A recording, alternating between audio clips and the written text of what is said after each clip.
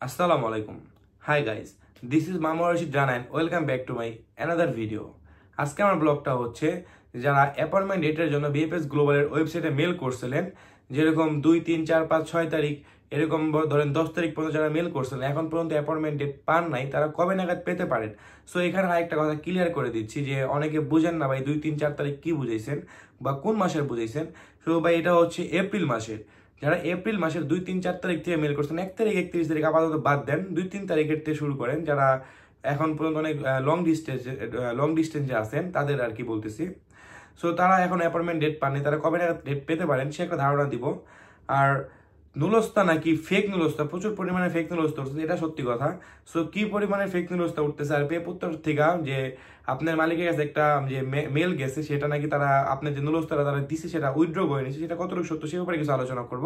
আর 3টা BFS global থেকে যে কি পরিমাণে ভিসা পাইছে গত 29 তারিখে একটা আপডেট আজকে আমি আপনাদের জানাবো। সো প্রথমত বলে রাখি, যদি আমার ভিডিওটা আপনাদের কাছে ভালো লেগে থাকে অবশ্যই আমার চ্যানেল লাইক কমেন্ট সাবস্ক্রাইব করেন, পাশে থাকবেন। আর পাশে থাকা নোটিফিকেশন বেলটা অবশ্যই বাজিয়ে দিবেন। আর যারা এখন হচ্ছে ভিডিওটা দেখতেছেন বাট সাবস্ক্রাইব করেন, তাদের কাছে রিকোয়েস্ট ছিল চ্যানেলটা সাবস্ক্রাইব করে অবশ্যই আমার পাশে থাকেন। সো প্রথমত বলি যে বিএফএস গ্লোবালের যে আপডেটটা সেটা দিয়ে আজকে প্রথমত শুরু করি। সেরকম ঢাকা বিএফএস গ্লোবাল আপডেট যে ভিসা আপডেটটা আর কি। সো এখানে ডেলিভারি সংখ্যা হচ্ছে 38টা, এটা হলো 29 তারিখের। এখানে ডেলিভারি সংখ্যা হচ্ছে 38টা। সো এখানে ফ্যামিলির ভিসা 15টা। সো এগ্রিকালচার যে ভিসাটা পাইছে, এগ্রিকালচারের ভিসা 13টা। এখানে আগস্টের 10 তারিখ থেকে সেপ্টেম্বরের 2 তারিখ পর্যন্ত যে এগ্রিকালচার যে ভিসাটা আছে আগস্টের 10 তারিখ থেকে সেপ্টেম্বরের 2 তারিখ পর্যন্ত। আর স্পন্সর ভিসা পাইছি ভাই 8টা, যে আপডেটগুলো আমি পাইছি।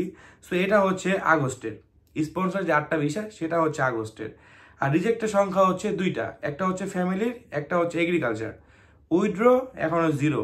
সো উইথড্র করেন না, এখন পর্যন্ত কেউ এত পাগল হয় না যে এত টাকা দিয়ে নুলস্তা কিনছেন, উইথড্র করার কোনো দরকার নেই, উইথড্র করার দরকার নেই। সো চট্টগ্রাম বিএফএস গ্লোবালের যে সংখ্যাটা আছে এখানে 45টা হচ্ছে ডেলিভারি সংখ্যা চট্টগ্রাম বিএফএস গ্লোবালের।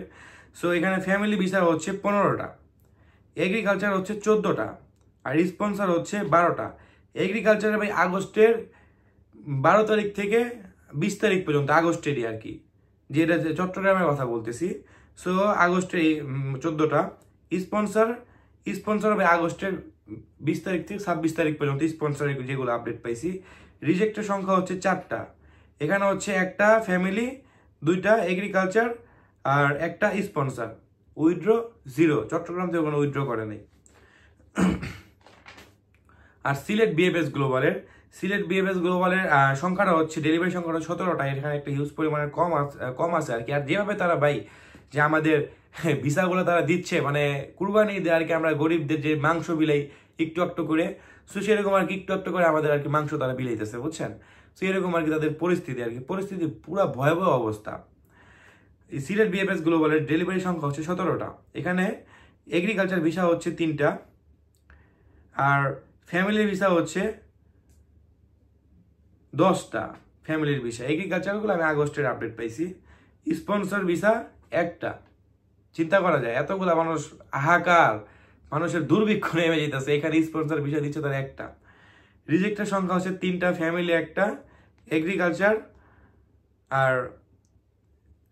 1টা, স্পন্সর 1টা। এ হলো রিজেক্টের। উইথড্র 0। এখন আমি আপনাদের বলি যে অ্যাপয়েন্টমেন্ট ডেটের যে জটিলতাটার মধ্যে পড়ছেন, অ্যাপয়েন্টমেন্ট ডেট কিন্তু ভাই অলরেডি হয়ে গেছে। এখানে আমি যে কথাগুলো বলতে সবাই নোট করে রেখে খাতা কলমে লিখে রেখে, যদি না হয় পরে নেক্সট আমার কমেন্টে এসে কিছু বললেন, সমস্যা নাই। বাট আমি যদি কোনো দোষ করে থাকি অবশ্যই বলবেন। আর যদি দোষ না করে থাকি, যদি কেউ কিছু করে বলেন ভাই 14 গোষ্ঠীর মতো পানিতে ধুয়ে দিতেছি, বুঝছেন, ওইটা কোনো সমস্যা না, কথা বাদ দেন। সো অ্যাপয়েন্টমেন্ট ডেট অলরেডি কিন্তু তারা বুক করে রাখছে তাদের সার্ভারে। এই যে দেখেন, একটু নোট করেন যে 29 তারিখ 28 তারিখ খুব কম মানুষ কিন্তু অ্যাপয়েন্টমেন্ট ডেট পাইছে। একটু নোট করে মিলাই দেখেন, 29 তারিখ 28 তারিখ কিন্তু খুব কম পরিমাণে মানুষ অ্যাপয়েন্টমেন্ট ডেট পাইছে। অ্যাপয়েন্টমেন্ট ডেট দিচ্ছে না এটা বলতেছি না, দিচ্ছে।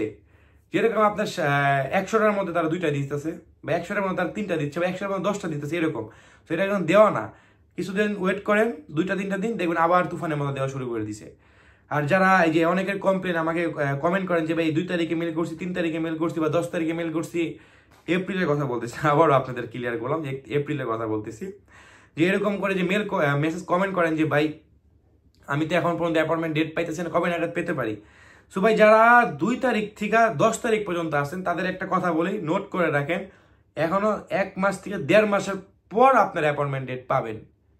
এর আগে পাবেন, আমি কিন্তু এটা কাটায় টাইম কিন্তু আমি আপনাদের বলি নাই, কাটায় টাইম কিন্তু বলি নাই। হয়তো বা কিছু টাইম কম হতে পারে, হয়তো বা কিছু একদিন বেশি হতে পারে, বুঝছেন কিন্তু কথাগুলা। 1 মাস থেকে 1.5 মাস পর্যন্ত যারা 2-3 থেকে 10 তারিখ পর্যন্ত আছেন, 1 মাস থেকে 1.5 মাস পর্যন্ত ওয়েট করেন। তো এখানে কিন্তু আবার কিছু রিজন আছে যে আপনারা বলতে পারেন যে ভাই কেন এখানে ঈদের দিন কিছু বন্ধ থাকবে, এভাবে কিছু সপ্তাহে আবার ধরেন 1 দিন 2 দিন বন্ধ থাকে, এভাবে কিন্তু তাদের কিন্তু অলরেডি অ্যাপয়েন্টমেন্টের যে তার যে সার্ভারটা কিন্তু তারা অলরেডি বুক করে রাখছে, বুক হয়ে গেছে। বাট তারা শুধু শিডিউল দিবে আর কি, শিডিউলগুলো দিবে। যাদের যাদের ফেক নুলস্তা তাদের কিন্তু অলরেডি মেসেজ চলে গেছে, যাদের অরিজিনাল নুলস্তা তাদের অলরেডি সবগুলো তাদের চার্ট লিস্টে হয়ে গেছে। আমি কিন্তু একদম গুড়া ঘরের থেকে এই খবরটা পাইছি, তাদের সব চার্ট লিস্টগুলো তৈরি হয়ে গেছে। বাট তাদের এখন শিডিউলগুলো দেখবে আর তাদের অ্যাপয়েন্টমেন্ট দিয়ে দিবে, শিডিউলগুলো দেখবে তাদের অ্যাপয়েন্টমেন্ট ডেটগুলো দিয়ে দিবে। সো এটা নিয়ে আমরা এখন প্যানিক হবো না, দুশ্চিন্তা পড়বো না। সো প্যানিক হয়ে তো কোনো লাভ নেই ভাই, বরাবর মতো আপনাদের একই কথা বলতে, ধৈর্য ধরতে হবে। যেহেতু আমরা অ্যাপয়েন্টমেন্টের জন্য উত্তেজিত হয়ে গেছি, পাগল হয়ে গেছি, তারা কিন্তু দিচ্ছে, এরকম না তারা কাজগুলো অফ করে রাখছে, এরকম কোনো কথা না, তারা করতেছে। বাট একটু ধৈর্য ধরেন। দেখেন এই যে 2-1 দিন কিন্তু অফ ছিল, এই দেখেন 28 তারিখ পর্যন্ত, 29 তারিখ পর্যন্ত কিন্তু অফ ছিল, 29 তারিখ কিন্তু টোটালি অফ ছিল, 29 তারিখের কথা বলতেছি, টোটালি কিন্তু অফ ছিল। কয়েকটা দিন দেখেন, ওয়েট করেন, দেখেন একবার ঠুস করে শুরু হবে, আবার দেখবেন একসাথে বৃষ্টির মতো সবাই দিচ্ছে। সো এটা নিয়ে প্যানিক হবেন না।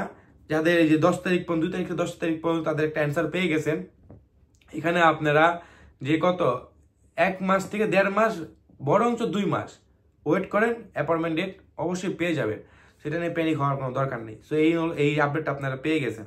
নুলস্তার কিছু আপডেট, যে এখানে ভাই নুলস্তা পেকের মাধ্যমে নাকি তারা মেল পাঠাইতেছে, যে পেপুত্তর থেকে তাদের মেল পাঠাইতেছে যে আপনার মালিকের স্পিড আইডিতে এখানে নুলস্তাগুলো তাদের কিছু প্রবলেম আছে। এটা নিয়ে কিন্তু আমি আগেই বলছিলাম, যেরকম আপনার দুধ সার্টিফিকেট, মালিকের আলেজ্য, হৃদিত্ব, এইসব যদি আপনার ঠিক থাকে দেন আপনার নুলস্তা কিন্তু উঠবে। সেখানে কিন্তু কিছু ল্যাকিংস ছিল, সেখানে কিন্তু তাদের ল্যাকিংস ছিল, আর ল্যাকিংসটার কারণে আর কি তাদের মালিকের কাছে এরকম ধরনের মেলগুলো গেছে। আর এখন কিন্তু ভাই আরেকটা কথা, ভিডিওর প্রথমেই সেটা বলার দরকার ছিল, সো সেটা আমি ভুলে গেছি। সেটা হচ্ছে আপনাদের যেসব নুলস্তাগুলা, ডকুমেন্টসগুলো মালিকের বিভিন্ন ধরনের কম্পিউটার দোকানে যে প্রিন্ট করেন, সেখানে সাথে সাথে প্রিন্ট করার পর তাদের বলবেন ডিলিট করে দিতে, সেই সব ডকুমেন্টসগুলো বলবেন টোটাল ডিলিট করে দাও। এই কথাটা মাথায় রাখেন। এখন আমি আপনাদের বলতে, যেরকম ধরেন পেকের মাধ্যমে মেসেজ গেছে যে আপনার এইগুলা ডকুমেন্টস ল্যাকিংস আছে, মানে একটুখানি এগুলো দেন না, এগুলো দেন আপনার নুলস্তাগুলা আমরা অনলাইন করে দিচ্ছি। এটা কিন্তু সত্যি কথা, এটা একটা সত্যি কথা যে এই ধরনের অনেকের কিন্তু এরকম ল্যাকিংস ছিল, কিছু কিছু ডকুমেন্টস তারা দেয় নাই, ওখানে অ্যাড করে নাই, বাসায় আলের যে অনেকে অ্যাড করে নাই। তো এই এখন তারা অনেক কঠোরভাবে জিনিসটা পর্যবেক্ষণ করতেছে, কঠোর থেকে কঠোরতম পর্যবেক্ষণ করতেছে। আর ফেক নুলস্তা কিন্তু ভাই প্রচুর ফেক নুলস্তা উঠতেছে। আপনার থাকেন এক জায়গায়, নুলস্তা উঠতেছে আরেক জায়গায়, থাকে নাপোলিতে, নুলস্তা উঠতেছে রোমে, থাকে কাছের তাই, নুলস্তা উঠতেছে কাছেন যায়, থাকে ইসে পালেরমো, নুলস্তা উঠতেছে মিলান থিকা। এরকম প্রচুর পরিমাণে ফেক নুলস্তা উঠতেছে ভাই। নুলস্তা যেরকম উঠতেছে ঠিক, হ্যাঁ নুলস্তা হিউজ পরিমাণে নুলস্তা উঠতেছে, বাট ফেক নুলস্তা কিন্তু হিউজ পরিমাণে উঠতেছে। এটা কিছু কিছু মানুষের ব্যবসা এরকম ভাই, কাগজ বেচে ভাত খায়, বুঝছেন। যেরকম আমার একটা নুলস্তা উঠছে, সেই নুলস্তাটা আপনারও উঠছে, বাট আমারটা অরিজিনাল, আপনারটা ওই কাগজ বেচে দিছে আপনার কাছে 2 লাখ টাকায়।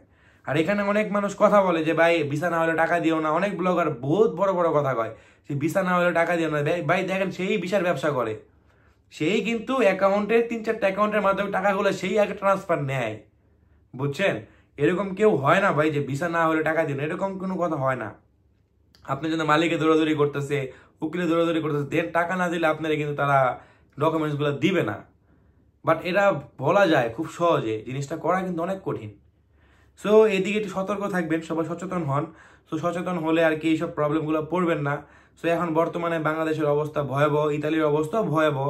আর এখন বাংলাদেশের ভিসাও তারা নুলস্তা তারা দিচ্ছে না, বেশিরভাগ ইন্ডিয়ান, পাকিস্তান, নেপাল এদের নুলস্তাগুলো হিউজ পরিমাণে উঠতেছে, বুঝতে পারছেন। সো এখন বাংলাদেশের নুলস্তা খুব কম উঠতেছে। এটা ওঠার কারণ আছে বিএফএস গ্লোবালে জামজট লেগে, জটিলতা লেগে, প্রবলেম। আর কোনো দেশে কিন্তু এরকম প্রবলেম হচ্ছে না যেটা বাংলাদেশের বিএফএস গ্লোবালে হইতেছে। সো এদিকে খুব সতর্ক হন আপনারা, জালিয়াতির থেকে দূরে থাকেন, সবাই নিজের শরীরের যত্ন নেবেন এবং আমার জন্য দোয়া করবেন। যদি আমার চ্যানেলে ভালো লাগে অবশ্যই চ্যানেল লাইক, কমেন্ট, সাবস্ক্রাইব করে পাশে থাকবেন। সো আজকের ভিডিওটা আপনাদের কাছে এতটুকুই। যদি কোনো ভুল ভ্রান্তি করে থাকি অবশ্যই ক্ষমার দৃষ্টিতে দেখবেন। সো আজকের ভিডিওটা এতটুকুই। আসসালামু আলাইকুম, আল্লাহ হাফেজ।